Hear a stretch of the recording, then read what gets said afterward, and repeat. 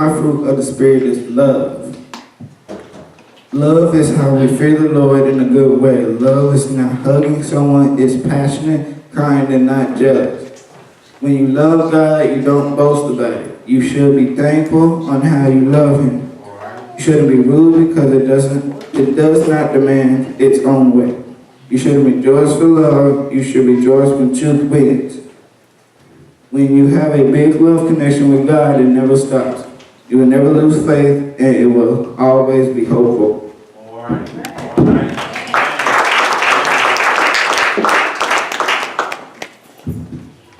Good evening. Good evening. Good evening, church. Today I would like to talk about long-suffering, or what we know as patience. Long-suffering means to be able to accept or tolerate delays, problems, or suffering without becoming annoyed or nervous. Here is an example of long-suffering found in the book of James, chapter 5, verse 7 through 9. And I'll wait until you find it. When you find it, please say, I have it.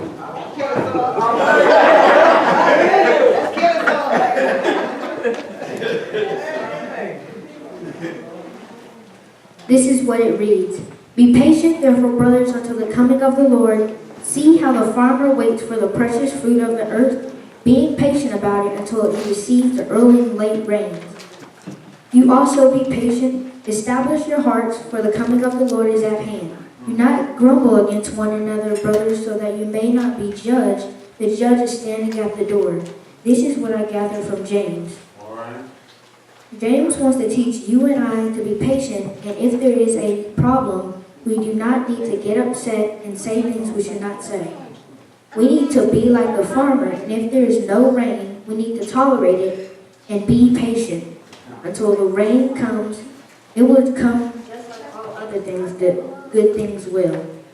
James taught me to always be patient in life when I do what I'm supposed to do. Then God will work things out instead of me becoming discouraged or causing others around me to become discouraged or to become annoyed. Be patient because good things come to those who wait most of the time. All right.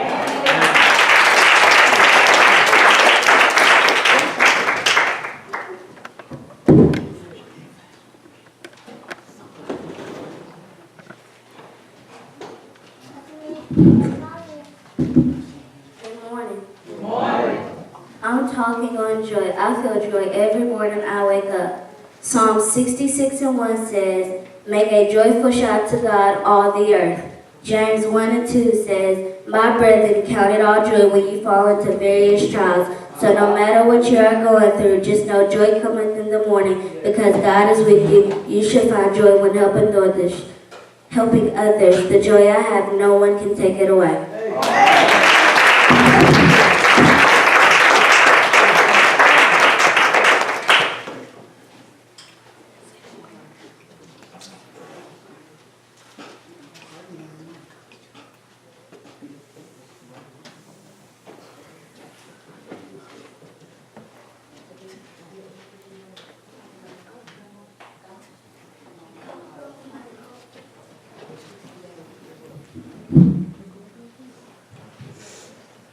I'm going to talk to you today about meekness. Meekness in the Bible is strength under control. The world defines strength as a strong person, as those who are take charge, proud, and independent. A meek person is the opposite of these things. A meek person is willing to be humble and gentle.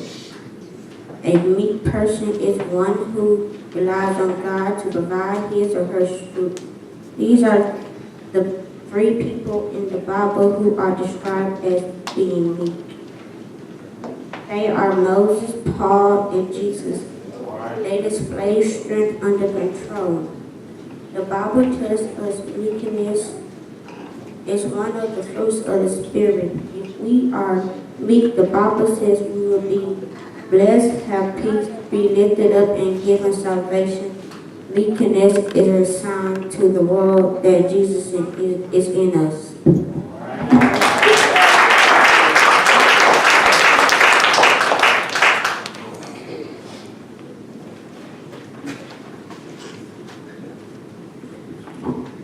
I have fruits of the Spirit. The quality of being good, praiseworthy character, moral and excellence. The Bible speaks often of goodness of God. From Exodus 33:19, Romans 2:4. God's goodness of righteousness, holiness, justice, kindness, grace, mercy, and love. Love is also one of the fruits of the Spirit that should characterize Christian believers. Galatians 5:22. Christians are also called to goodness, even as God the Father is perfect and good. Matthew 5:48.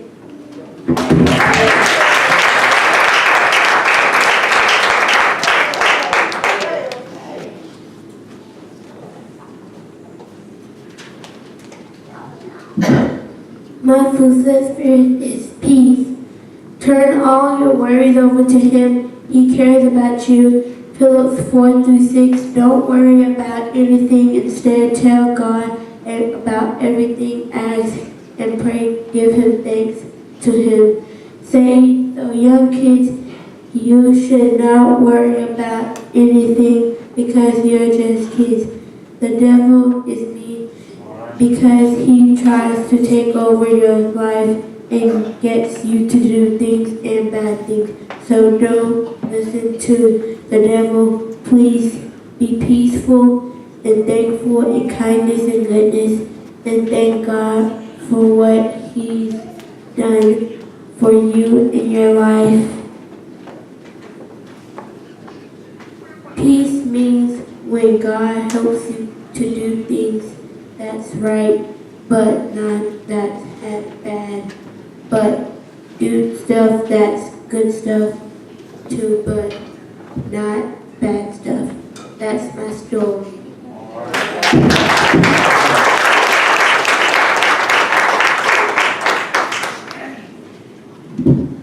Temperance is a noun word meaning restraint. It's last one, not fruit of the Spirit. It's something you will have to work at. Control your own behavior, such as not drinking or eating too much. Find it in 2 Timothy 1-7.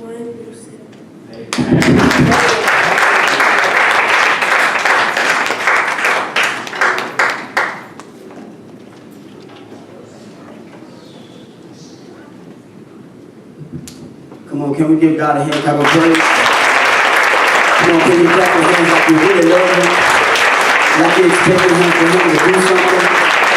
If you know He's being good to you, come on, can you give Him praise? It'll be good for me. I say, come on, give God praise. The one that woke you up this morning. The one that started you on your way. Gave you the activity of your limbs. Food on your table. Clothes on your back. Come on, give God a hand clap of praise. Praise means to do something, it means to say something. So not only are you clapping your hands, but you opening up your mouth. Tell Him thank you. Have you told Him thank you on this week? Have you told Him thank you for this day? Have you told Him thank you for this second? There's so much that we have to thank God for. We take it for granted. I don't want to be very long. I want to give honor to Reverend Daryl Montgomery. It's good to be home. And let me tell you something. So the message that I did have, God spoke to me, and I listen to God when He speaks, and that's not what He wanted me to say. The message that He gave me today, a few days ago, was directed towards the kids. And if I had to tell you anything, it would be to stay with God. No matter what you do, stay with God. And this only doesn't apply for them, but it also applies for you as well, because sometimes we can come away from God's plans for our life. We can come away from His will for our life, and it causes us to come disconnected. But if we stay with Him, if we stay with God, we keep our hands in God's hand, then everything will be all right. So we're going to go to the scripture real quick. Romans chapter 12. And we're standing for the reading.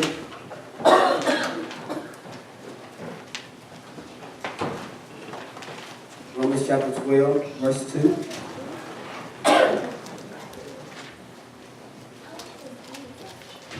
It says, do not conform any longer to the patterns of this world, but be transformed by the renewing of your mind. Then you will be able to test and approve that what God's will is, his good, pleasing, and perfect will, for about, let's say, 10 minutes. Just give me 10 minutes. I want to say, stay with God. All right. Heavenly Father, Lord, we come, God, thanking you, God, for this day, God. We thank you, God, for your loving kindness, God, your outstretched hand, God, your loving kindness, God. We thank you for allowing us, God, to come to the house of worship, God, to give your name praise, God, to give you what is due, God. And we say, God, Lord, to have your way on today, God. We ask you to open up our minds, God, open up our hearts, God, open up our understandings, God, to receive what it is that you have for us on this day, God, at this divine moment, God. We give you praise, God. We give you glory. This we ask in your name, amen. Amen. So, stay with God. I want to say stay with God because God has something for you. In this society that we live in today, we think it's not cool. We think it's not trendsetting. We think it's not lit. We think it's not dope to not come to church anymore, or to put everything aside on Sunday morning before we come to give God His praise and give Him what is due. We think it's not cool to wait to see where God is trying to take us and what He's wanting to do in our lives.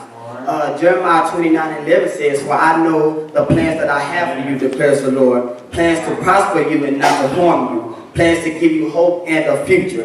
It's God's plan for our lives to obtain everything He has for us and set times that we're supposed to have it. But that causes us to have to stay with Him. That causes us to have to wait on Him. But that causes us to have to stay with Him. That causes us to, like I said, have to wait on Him. Even with school, even with college, even with career choices, we still have to consult God's guidance to make sure what we want for our lives matches up and are in alignment with His plans. Proverbs 3:5 says that to trust in the Lord with all your heart and lean not to your own understanding. And we tend to want to justify our actions. We tend to want to justify this verse by saying, well, Lord, you know that I need a job. You know I got bills to pay that ain't nobody else going to pay them. Lord, so what we do, we go fill out the application. He allows us to get the job. And now that we're catching all kinds of hell and all kinds of grief on the job, the managers don't like us. We always late. We don't go to work. We're catching all this. But that's because we haven't consulted God and asking God, well, God, why am I going through this? Why am I catching all this on this job, God, that you know that I need? And God is simply saying, well, why you didn't ask me what was the job that I wanted you to have? What was my plans for you? And like I said, that causes us to have to stay with Him. That causes us to have to wait on Him. And so now, God is saying, I have something designed specific for you. I have a set time that I want you to be here. I have a set place where you need to be in order to obtain everything that I need you to get in this life. He knows that when you get out of school that you need a job. He knows that you're going to need money to get through life. He knows that. But He's saying, wait on me. Just stay with me. Trust me. And that's the thing that He wants us to realize, that we have to trust Him. Even when we can't trace Him, we still have to trust Him. Because nobody knows our lives like God has it. Nobody has our life ordained like God has our life ordained. Nobody is going to be there for you like God's going to be there for you. Even when you feel like you're at the top of the world, even when it seems like you have obtained everything that this world has to offer, there's so much more in God. And if I can't even talk a minute. I want to say, stay with God. I want to say stay with God. And I'm just not talking to them. I'm talking to everybody here. Simply because God is omnipotent. He's able to do what you think He can't do. He's able to do more than what you're expecting Him to do. That's the kind of God that we serve. And if you keep your hand in God's hand, God has so much more for you. God, the anointing that lies in 2nd Baptist, the anointing that lies in 2nd Baptist on these kids' life is something amazing. I heard things yesterday, and I'm not going to point them out, but what I heard yesterday showed me and gave me confirmation that God is working through young kids. And He's raising up a generation to knock down generational curses, to come against things that you wasn't able to come through, to get through things that you're not able to get through. And it's up to you as the parents, it's up to the pastor, it's up to the church to push these kids to be all that they can be. Come on, that can count. These are your kids. These are your kids. And it's up to you to instill in them what God has for them. They don't won't learn if they're not being taught. And teaching, it starts at home. It doesn't just start when it comes to church. It starts at home. Home training starts at home. If you want your kids to be something in life, pour into them. Pour into them. Encourage them. They need encouragement too, just like we need encouragement to keep going from day to day, to keep going to work. Even when we're dealing with issues that we seem like we can't get through, we have to be encouraged. They have to be encouraged just like us. And just like David in Psalms 27:13, he says, I am still confident in this, that I will see the goodness of the Lord. And from that I got, even when you're going through something, even at school, if you're going through something, you're making bad grades, just know that this is a test. It's a test of the Lord. And the devil is trying to get in your mind to make you feel like you can't do it, or you won't be nothing in life. Don't give in to that, okay? Don't give in to that. Because even going through a test at school, you still have to see, God has already promised you a promise that's going to be fulfilled if you can stay with Him, if you can hold out. These kids go through things just like y'all go through. And it's up to us to tell them, like I just said, it's up to us to tell them that on the other side of the test is glory. On the other side is what God, on the other side of the test is what God has for you. And I don't know who I'm talking to, it may be for you, but on the other side of your sickness, there is healing. On the other side of the battle, of the war, there's victory. When God went to the cross, that was the ultimate victory. So that lets me know that anything that I go through, anything that I'm facing, I can overcome, and I am an overcomer because I'm still with God. I have the victory. The victory is in my mouth. The victory is in your mouth. If you want to see something happen in your life, you got to change your confession. You need healing. You got to say, Lord, I'm healed. Because the Bible says, by His stripes, I am healed. You need deliverance. You got to speak into the atmosphere. You got to stay with God. Stay with God no matter what this world offers, no matter what the rap game got to offer. And Cardi B, she up here making moves, making money, but Cardi B ain't gonna get you to heaven. But Cardi B can drag you to hell if you're not living right, if you go by what she said. Okay? That's the truth. That's the truth. Stay with God. And that's really all I got to say.